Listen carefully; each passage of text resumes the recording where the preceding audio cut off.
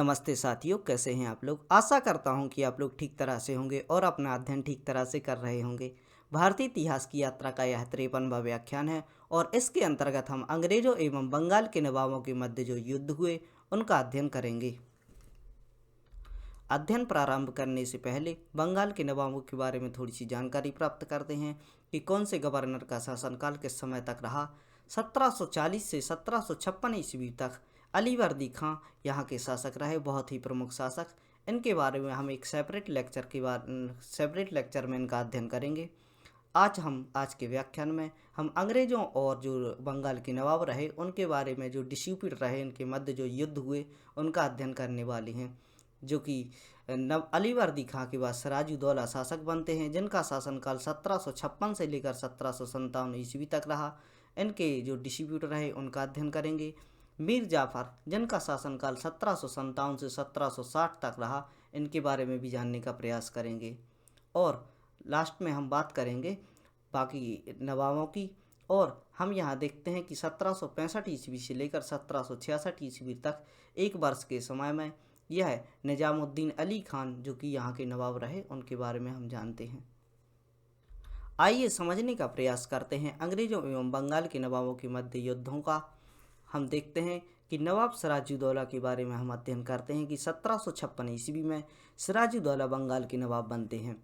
सिराजुद्दौला में अपने परिवार में जो व्यक्ति थे उनके बारे में हम अध्ययन करेंगे। इनका चचेरा भाई शौकत जंग था, इनकी मौसी घसीटी बेगम एवं उनका भाई या सेनापति मीर जाफ़र हुआ करता था, जिसे यह बहुत मानते थे। सर्वप्रथम सिराजुद्दौला 1756 ईस्वी में मनीहारी के युद्ध में शौकत जंग को पराजित कर देते हैं। हम देखते हैं कि इनके जो भाई होते हैं, भाई के साथ इनका डिस्प्यूट होता है और इस युद्ध के चलते यह इनसे 1756 ईस्वी में मनीहारी का युद्ध करते हैं और इस युद्ध में शौकत जंग पराजित होते हैं। इसके पश्चात अपनी मौसी घसीटी बेगम को यह बंदी बना लेते हैं। हम देखते हैं कि जो 1756 ईस्वी का समय था, सिराजुद्दौला के पास जो समय था, इस समय में इनके साथ जो परिवार में कलेश हुआ करते थे, परिवार में कलेश के चलते इनके भाई शौकत जंग से इनका 1756 ईस्वी में मनीहारी का युद्ध होता है। और इस युद्ध में जो इनके चचेरे भाई थे शौकत जंग, इनका साथ देती हैं इनकी जो मौसी होती हैं घसीटी बेगम, और इनके लिए यह पराजित कर देते हैं और जो मौसी होती हैं घसीटी बेगम, उनके लिए बंदी बना लिया जाता है। सिराजुद्दौला 15 जून 1756 ईस्वी में कलकत्ता पर आक्रमण करते हैं। तब एक अंग्रेज अधिकारी कैप्टन हॉलवेल ने अपने साथियों सहित नवाब के सामने आत्मसमर्पण कर देते हैं। हम देखते हैं कि 15 जून 1756 ईस्वी में, इसी वर्ष में जबकि मनीहारी का युद्ध हुआ था, इसके बाद सिराजुद्दौला के विरुद्ध एक युद्ध होता है। इसमें यह कलकत्ता पर आक्रमण करते हैं और कलकत्ता पर एक अधिकारी हुआ करता था जिसका नाम था कैप्टन हॉल पर ये कैप्टन हॉल जो कलकत्ता है, इस क्षेत्र पर अपना आधिपत्य स्थापित करने का प्रयास करते हैं, जिसके विरोध में नवाब सिराजुद्दौला की सेना इनसे भिड़ती है। और हम देखते हैं कि जो कैप्टन हॉल होते हैं, इनके लिए और इनके साथ जो साथी हुआ करते थे, इनके सामने आत्मसमर्पण कर देते हैं और आत्मसमर्पण के चलते यह इनको बंदी बना लेते हैं। हम देखते हैं कि सिराजुद्दौला 20 जून 1756 ईस्वी में 446 कैदियों को ऐसी कोठरी में कैद करते हैं। इनके द्वारा यहाँ से जो अंग्रेज कैदी थे उनके लिए गिरफ्तार कर लिया गया था और गिरफ्तार करने के बाद 446 कैदियों के लिए यह एक ऐसी कोठरी में कैद कर देते हैं जहाँ प्रकाश की कोई भी व्यवस्था नहीं थी, ना ही यहाँ पर हवा वगैरह जाती थी। इस कोठरी में 446 में से केवल जो 21 लोग होते हैं वह जीवित बचते हैं, बाकी वो यहीं पर मारे जाते हैं। इस घटना को इतिहास में काल कोठरी घटना या ब्लैक होल के नाम से जाना जाता है। इससे जो ब्रिटेन की सरकार होती है, इनके जो अंग्रेज अधिकारी होते हैं, बहुत ही आहत होते हैं और इसी विरोध का बदला लेने के लिए हम देखते हैं कि अंग्रेजों द्वारा क्लाइव के नेतृत्व में एक सेना कलकत्ता पर आक्रमण करती है। अब कलकत्ता पर अंग्रेजों द्वारा सीधा आक्रमण किया जाता है और अंग्रेजों का जो सेनापति होता है उसका नाम होता है क्लाइव ने सर्वप्रथम बजबज एवं कलकत्ता पर अधिकार किया। हम देखते हैं कि बड़ी सेना के साथ, हाँ, इसके सामने जो नवाब सिराजुद्दौला थे, इनके सामने क्लाइव आता है और क्लाइव कलकत्ता पर अधिकार कर लेता है और बजबत क्षेत्र पर भी साथ में अधिकार कर लेता है। तब सिराजुद्दौला भयभीत होकर क्लाइव के से संधि प्रस्ताव भेजता है। इस प्रकार की सेना जो इनके द्वारा यहाँ पर व्यवस्थित की गई थी, दोनों क्षेत्रों पर बजबत एवं कलकत्ता पर जब ये अधिकार कर लेते हैं तो इससे भयभीत होकर क्लाइव से संधि करने के लिए सिराजुद्दौला प्रस्ताव भेजते हैं। दोनों के बीच 9 फरवरी 1757 की ईस्वी में प्लासी के मैदान में आमने सामने आ जाते हैं और हम देखते हैं कि 1757 ईस्वी का समय होता है जब प्लासी का युद्ध होता है। प्लासी के युद्ध में एक साइड होते हैं रॉबर्ट क्लाइव और दूसरी साइड होते हैं जो नवाब सिराजुद्दौला। इस युद्ध में सिराजुद्दौला के सेनापति जाफर ने युद्ध में भाग नहीं लिया। हम देखते हैं कि युद्ध लड़ने के लिए जब सिराजुद्दौला जाते हैं तो इनको पहले ही क्लाइव द्वारा खरीद लिया जाता है या अपने अपने गुट में शामिल कर लिया जाता है। इसके चलते जब युद्ध होता है तो जो मीर जाफर होता है वह सेना में हिस्सा नहीं लेता और इनकी सेना यहाँ पर पराजित होती है।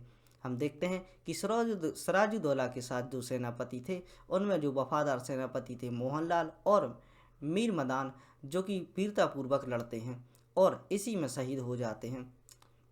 और सिराजुद्दौला की हत्या मीर जाफर के पुत्र बीरन द्वारा कर दी जाती है। जो मीर जाफर होते हैं जो कि सेना में भाग नहीं लेते, जो कि सिराजुद्दौला के सेनापति हुआ करते थे, यह इनकी हत्या इनके पुत्र मीरन द्वारा कर दी जाती है। प्लासी के युद्ध के समय मुगल शासक आलमगीर हुआ करते थे। हम देखते हैं कि इस समय पर जो दिल्ली में शासक कर रहे थे मुगल साम्राज्य के शासक, वह आलमगीर हुआ करते थे। एक बार हम रिवीजन करते हैं नवाब सिराजुद्दौला का। 1756 ईस्वी का समय होता है जब नवाब सिराजुद्दौला यहाँ के शासक बनते हैं।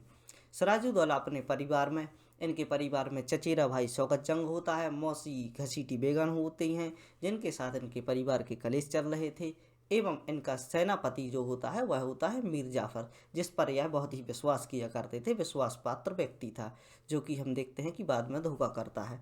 सर्वप्रथम सिराजुद्दौला 1756 ईस्वी में अपने शासनकाल के वर्ष में ही यह मनिहारी के युद्ध में शौकत जंग यानी अपने चचेरे भाई को पराजित कर देते हैं।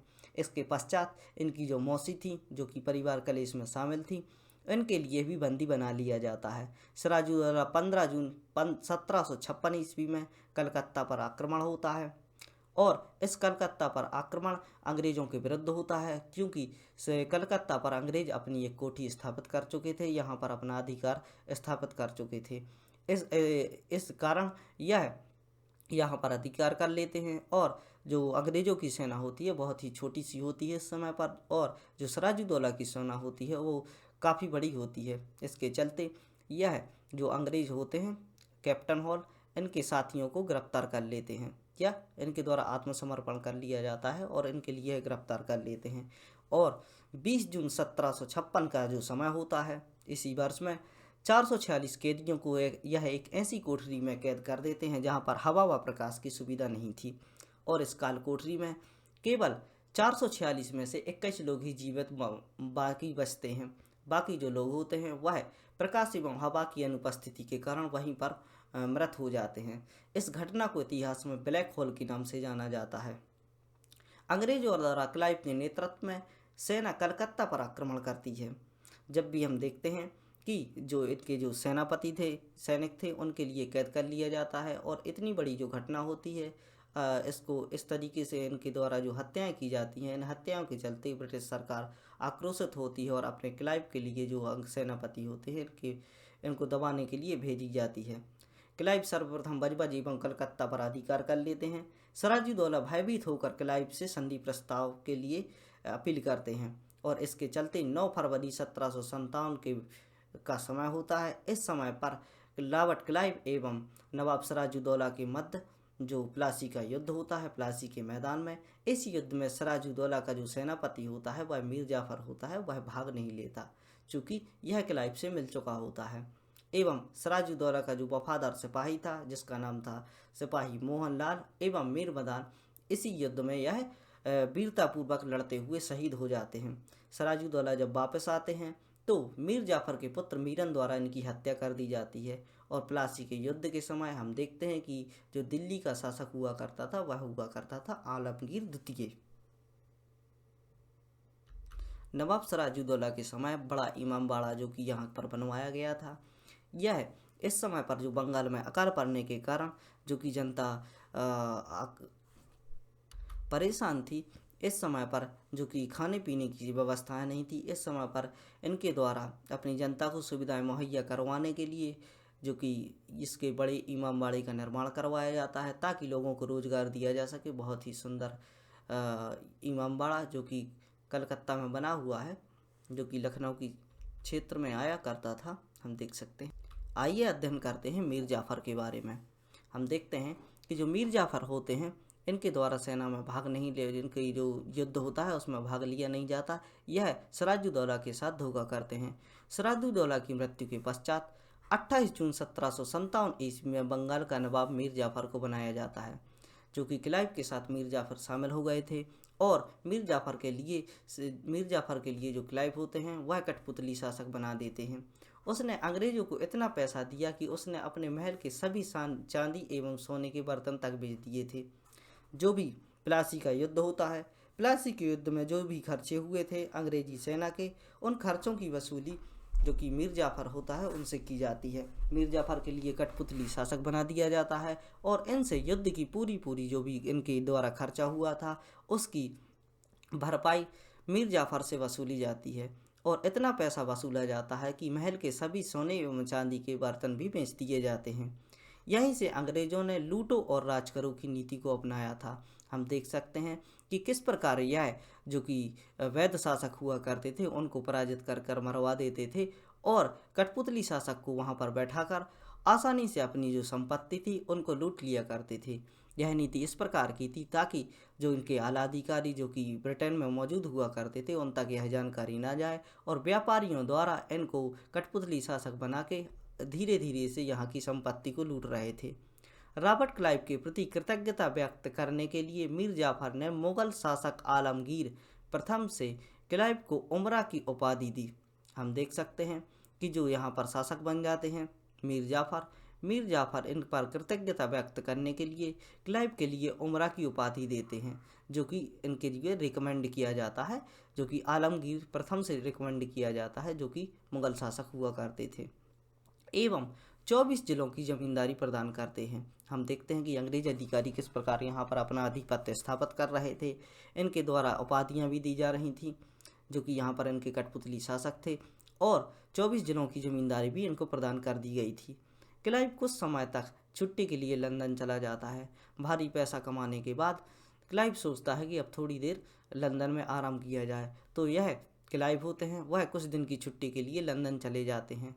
उसके स्थान पर हॉलवेल भारत आता है। हॉलवेल को वापस भारत भेज दिया जाता है। हॉलवेल एवं बेल एवं बेंसीटार्ट ने एक गुप्त योजना बनाई। इस योजना के तहत मीर जाफ़र को शासक पद से हटा दिया। चूँकि जो मीर जाफ़र थे वह इनके जो रॉबर्ट क्लाइव थे इनके कठपुतली शासक हुआ करते थे, अतः इनकी बातें इनके द्वारा मानी जाती थी। हॉलवेल जब भारत आते हैं तो यह अपना शासक बैठाने का प्रयास करते हैं और इसके चलते यह एक गुप्त योजना बनाते हैं और मीर जाफ़र को पद से हटा देते हैं और मीर जाफ़र के स्थान पर मीर कासिम के लिए शासक बनाया जाता है। अपना कठपुतली शासक मीर कासिम के लिए बनाया जाता है। जो कि हम देखते हैं कि जो मीर जाफ़र था वह क्लाइव का वफादार हुआ करता था और क्लाइव के लिए यह सहायता पहुंचा रहे थे। अतः हम देखते हैं कि जब बेल हॉल यहाँ पर आते हैं तो इनके लिए यह सुविधाएं देने के लिए इनकार कर देते हैं। अतः हॉलवेल के द्वारा एक नीति बनाई जाती है और इस नीति के चलते यह मीर जाफ़र को हटाकर मीर कासिम के लिए यहाँ का नवाब बना देते हैं। यह मीर जाफ़र की आप तस्वीर देख सकते हैं, किस प्रकार यह अंग्रेजों से बातचीत कर रहे थे और इनसे संबंध स्थापित किया हुआ था। आइए अध्ययन करते हैं मीर कासिम के बारे में। मीर कासिम जिनके द्वारा बेल हॉल द्वारा इनके लिए कठपुतली शासक बना गया था, इनके बारे में हम अध्ययन करते हैं। चूँकि मीर कासिम को अंग्रेज़ों की मदद से बंगाल का नवाब बनाया गया था, हम देखते हैं कि अंग्रेज़ों की मदद से यह नवाब बनते हैं और इस समय मुग़ल शासक शाह आलम ने इस पर आक्रमण कर दिया। हम देखते हैं कि जब इनको कठपुतली शासक बनाया जाता है तो इसके साथ अंग्रेज़ों की सेना मौजूद हुआ करती थी। और इसी समय में जो यहाँ के दिल्ली के शासक शाह आलम हुआ करते थे, उनके द्वारा इस पर आक्रमण कर दिया जाता है। और आक्रमण के चलते हम देखते हैं कि मीर कासिम के यहाँ पर जो अंग्रेजी सेना हुआ करती थी बंदूकों से लैस थी, और यह सेना इसका साथ देती है। इस युद्ध में शाह आलम पराजित हो जाते हैं। अंग्रेज़ों के साथ के कारण मीर कासिम जो कि विजय हासिल करते हैं और शाह आलम को पराजित कर दिया जाता है, तथा अंग्रेज़ों ने इस युद्ध की हानि का हर्जाना भरने के लिए मीर कासिम को कहा। तब मीर कासिम ने अपने अधिकारियों से पैसा दे दिया, जो भी इसके द्वारा अपने अधिकारी बनाए हुए थे, जो भी यहाँ पर अंग्रेज हुआ करते थे, अंग्रेज़ों के द्वारा मीर कासिम से ये युद्ध की जो हर्जाना था वह वसूलने का प्रयास किया गया, और इस हर्जाने को इसने आसानी से दे दिया। एवं यह बहुत होशियार व्यक्ति था, और इनसे बचने के लिए, अंग्रेज़ों से बचने के लिए एक बार पैसा देने के बाद यह और अधिक बर्बाद नहीं होना चाहता था। अतः उनके हस्तक्षेप से बचने के लिए यह अपनी राजधानी मुर्शिदाबाद से मुंगेर स्थानांतरित कर देता है। हम देखते हैं कि पहले तो ये अंग्रेज़ों के साथ होते हैं और एक युद्ध भी जीत जाते हैं, जो कि शाह आलम के द्वारा इन पर किया गया था। और इसके बाद यह अंग्रेज़ों से बचने के लिए जो मुर्शिदाबाद में इनकी राजधानी हुआ करती थी, वहाँ से स्थानांतरित करके मुंगेर कर लेते हैं, जो कि मुंगेर एक सुरक्षित क्षेत्र हुआ करता था। और यहाँ पर अंग्रेज़ों की पहुँच बहुत सही तरीके से ना होने के कारण इन्होंने अपनी राजधानी मुंगेर ट्रांसफ़र कर ली। इसी मुंगेर में मीर कासिम द्वारा तोपों एवं बंदूकों का कारखाना खोला गया। इसकी आंतरिक नीति, जो मीर कासिम की आंतरिक नीति थी, वह इनसे अंग्रेज़ों की नीति को पहले से ही जानता था कि किस प्रकार यह अपना मतलब पूरा होने पर शासकों को हटा देते हैं और अपना कठपुतली शासक बैठा लेते हैं। और इस नीति के चलते मीर कासिम समझ चुका था, और मीर कासिम ने आंतरिक रूप से तोपों एवं बंदूकों का कारखाना खोल दिया। अंग्रेज़ों ने मीर कासिम के साथ 3 युद्ध किए। जब देखते हैं कि अंग्रेज जो मीर कासिम होते वह अंग्रेज़ों से अलग होकर अपनी राजधानी ट्रांसफ़र करते हैं और अपने आप को सशक्त बनाने के लिए बंदूकों का कारखाना खोलते हैं, तो इन पर धीरे धीरे आक्रमण किए जाने लगते हैं। इसके साथ ही हम देखते हैं कि मीर कासिम द्वारा अंग्रेज़ों के साथ 3 युद्ध लड़े जाते हैं। तीनों युद्धों में मीर कासिम पराजित होता है, चूँकि इनके द्वारा ही इसे शासक बनाया गया था। इसकी बातें भी यह जानते थे। मीर कासिम कितना भी होशियार था, लेकिन ब्रिटेन का जो साम्राज्य था उसके आगे यह कमज़ोर ही साबित हुआ और तीनों युद्धों में यह पराजित हो गया। तब मीर कासिम मुंगेर को छोड़कर पटना चला गया। जब युद्ध होते हैं तो यह मुंगेर को छोड़कर पटना चला जाता है। तब इसने अवध के नवाब शुजाउद्दौला और मुग़ल शासक शाह आलम द्वितीय की मदद मांगी।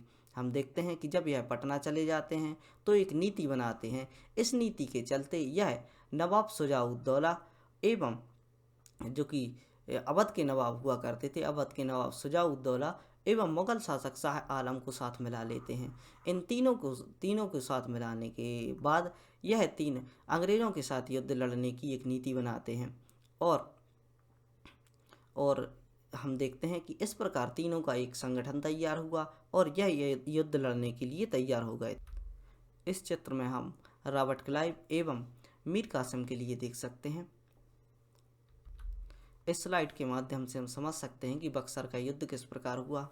एक साइड जो अंग्रेज़ों के मेजर मुनरो, जो कि यहाँ के सेनापति हुआ करते थे, अंग्रेज सेनापति, एवं एक साइड थे मीर कासिम, शाह आलम और शुजाउद्दौला, यह अवध के नवाब हुआ करते थे, यह मुग़ल शासक हुआ करते थे, और मीर कासिम बंगाल का नवाब हुआ करता था। इन तीनों की मिलीजुली साठगांठ से यह एक संगठन बनाया गया और मेजर मुनरो के खिलाफ यह युद्ध लड़ा गया। आइए देखते हैं बक्सर के युद्ध के बारे में कि किस प्रकार बक्सर का युद्ध हुआ। अंग्रेजी सेना एवं इसके जो विपक्ष में थे वह मीर कासिम, अवध के नवाब शुजाउद्दौला तथा मुग़ल शाह द्वितीय की संयुक्त सेना के मध्य 22 अक्टूबर 1764 ईस्वी में दोनों सेनाओं एक दूसरे के सामने आ पहुंची। हम देखते हैं कि एक साइड जो अंग्रेजी सेना होती है और दूसरी तरफ मीर कासिम, अवध के नवाब शुजाउद्दौला एवं जो कि मुग़ल शासक आलम शाह द्वितीय हुआ करते थे, इनकी सेना होती है। और 22 अक्टूबर 1764 ईस्वी का समय होता है जब दोनों सेनाएं एक दूसरे के आमने सामने होती हैं। दोनों सेनाओं के बीच डटकर मुकाबला हुआ, जिसमें शाह आलम के साथ सम्मिलित शाहूमल, असद खां एवं जैनुलाब्दीन को अंग्रेजों ने लालच देकर अपनी ओर अलग कर लिया। हम देखते हैं कि अंग्रेजों द्वारा बहुत ही कूटनीति चलाई जाती थी, जिसके तहत जो भी व्यक्ति जिनको खरीदा जा सकता था उनके लिए यह अपनी ओर मिला लेते थे। तो हम देखते हैं कि जो युद्ध होता है इसमें जो शाह आलम होते हैं, शाह आलम के साथ जो कि सम्मिलित शाहुमल असद एवं जैनुलाब्दीन हुआ करते थे, जो कि प्रमुख सेनापति हुआ करते थे, इनके लिए द्वारा अंग्रेजों द्वारा लालच देकर इनको खरीद लिया जाता है। इस प्रकार मीर कासिम की जो संगठित सेना थी वह कमज़ोर हो पड़ती है। हम देखते हैं कि लालच देकर यह जब सेनापतियों को खरीदते हैं तो आधी सेना इनकी ओर बढ़ जाती है और यह युद्ध लड़ने से इनकार कर देते हैं या युद्ध में असमर्थ रूप से अपना समय व्यतीत करते हैं। इस प्रकार जो इनकी संगठित सेना थी वह कमज़ोर होने लगी एवं हेक्टर मोनरो के नेतृत्व वाली अंग्रेजी सेना विजयी हो गई। और हम देखते हैं कि हेक्टर मोनरो की सेना इन पर प्रभावी हो गई और हेक्टर मोनरो की सेना द्वारा इनकी जो सम्मिलित सेना थी नवाब सिराजुद्दौला एवं मीर कासिम तथा मुगल शाह आलम द्वितीय की जो सेना थी, जो तीनों सेनाएं जो कि संगठन बनाकर इन पर आक्रमण कर रहे थे वह पराजित हो जाते हैं। और इस प्रकार इस युद्ध के पश्चात अंग्रेजों ने मुगल शाह आलम से 12 अगस्त 1765 में इलाहाबाद की संधि की। 1764 ईस्वी में जो युद्ध समाप्त हो जाता है तब इसकी संधि 12 अगस्त 1765 ईस्वी में इलाहाबाद की संधि द्वारा इसका जो समाधान निकाला जाता है और इस समाधान के चलते युद्ध का जो भी खर्चा है इनसे वसूला जाता है, जो कि शाह आलम हुआ करते थे। इस प्रकार हमने देखा कि अंग्रेज किस प्रकार की नीति अपनाकर भारत में अपना आधिपत्य स्थापित कर रहे थे। बंगाल पर अपना पूर्ण रूप से आधिपत्य स्थापित करने के लिए इनके द्वारा बहुत सी चालें चली गई, जिनके बारे में हमने अध्ययन किया। हम देख सकते हैं कि किस प्रकार बंगाल के नवाबों को इनके द्वारा पराजित किया गया, शुजाउद्दौला के साथ किस प्रकार की नीतियाँ इन्होंने की। और हम आगे देख सकते हैं कि जो सिराजुद्दौला के बाद मीर जाफ़र को कठपुतली शासक बनाया गया और इसके बाद हम देखते हैं कि मीर कासिम के द्वारा जो मीर जाफ़र के बाद जो मीर कासिम आए इनके द्वारा किस प्रकार की नीति रही। इसके बाद हमने देखा कि जो बक्सर का युद्ध हुआ, बक्सर के युद्ध में जो आखिरी गवर्नर हुआ करते थे मीर कासिम, शाह आलम एवं जो शाह आलम हुआ करते थे सिराजुद्दौला, यह मिलकर एक संगठन का निर्माण करते हैं और मेजर मुनरो के समक्ष यह युद्ध लड़ते हैं और इस युद्ध में इनकी सेना पराजित हो जाती है। और बक्सर का युद्ध हम देख चुके हैं। यह जो आप तस्वीर देख सकते हैं यह नवाब सिराजुद्दौला के समय जो बड़ा इमामबाड़ा बनवाया गया था उसकी यहाँ पर यह खूबसूरत मस्जिद स्थित है, इसको हम देख सकते हैं। और यह बड़ा इमामबाड़ा हम देख सकते हैं जो इनके द्वारा बनवाया गया था। यह कुछ तस्वीर हैं बहुत ही सुंदर, जिनके बारे में हम देख सकते हैं। बहुत ही अच्छे हॉल बनवाए गए हैं। इसके साथ ही आज का व्याख्यान समाप्त करते हैं। आशा करता हूं कि मेरे यह छोटे छोटे से प्रयास आपको समझ आ रहे होंगे और यदि आप ऐसे बच्चों की सहायता करना चाहते हैं जो कि इस प्रकार की जानकारियाँ प्राप्त करने के लिए असमर्थ हैं, उन तक इन वीडियो को पहुंचाइए, शेयर कीजिए और पढ़ते रहिए, खुश रहिए। धन्यवाद।